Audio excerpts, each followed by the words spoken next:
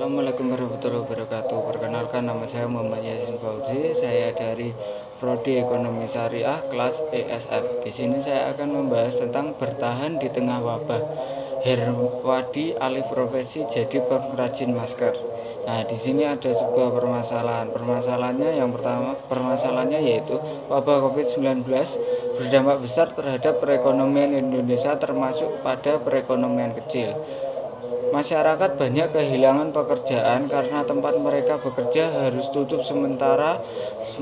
Para pelaku ekonomi, misalkan pedagang, banyak yang gulung tikar karena adanya larangan berjualan karena pemerintah mengeluarkan peraturan social distance. Sedangkan di sisi lain ada kebutuhan yang harus dipenuhi, semisal kebutuhan pokok, kebutuhan sehari-hari.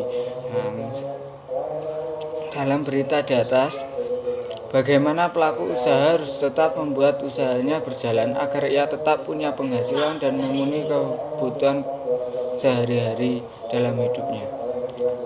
Di sini saya akan menganalisis permasalahan. Saya menganalisa menggunakan POAC, Planning Organisasi Actuality Controlling.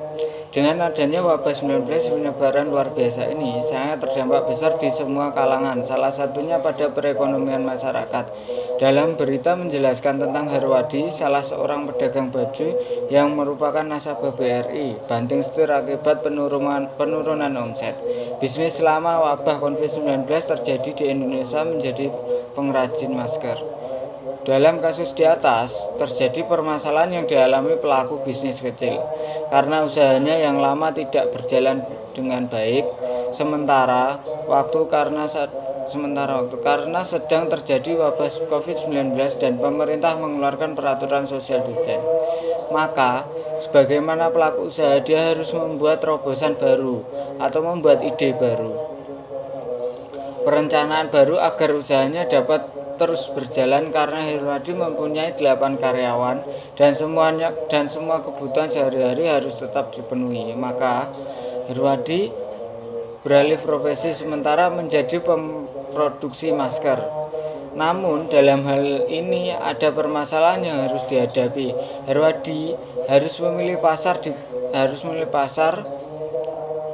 untuk produk-produknya, karena produk masker dan produk barang yang dulu dijualnya memiliki pasar yang berbeda.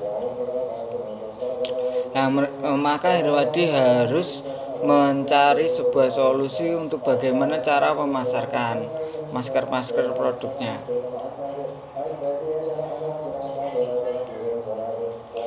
Maka Herwadi harus memilih pasar yang tepat agar barang yang berbeda dapat terjual dengan baik.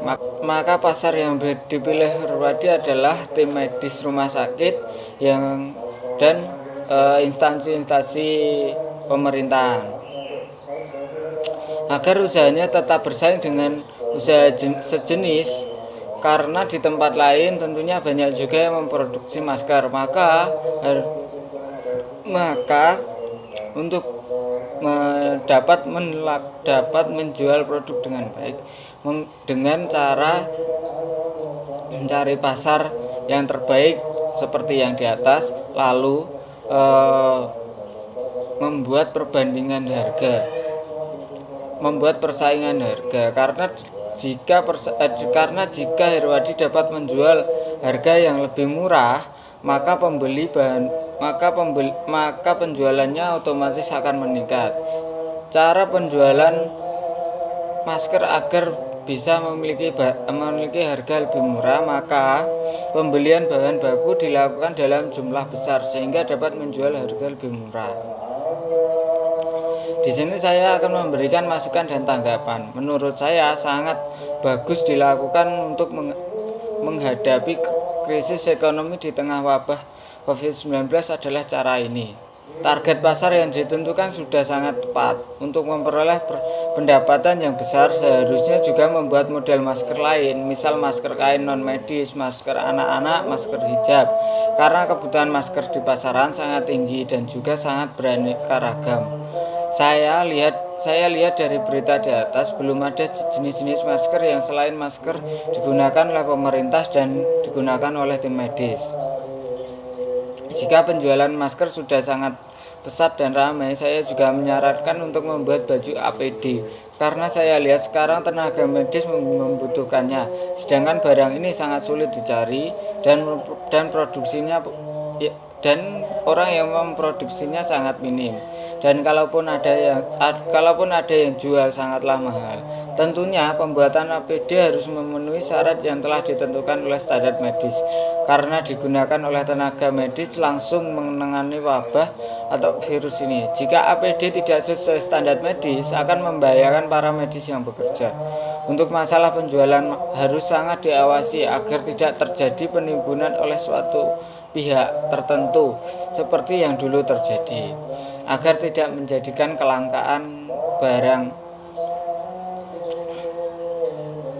Sekian presentasi dari saya. Wassalamualaikum warahmatullahi wabarakatuh.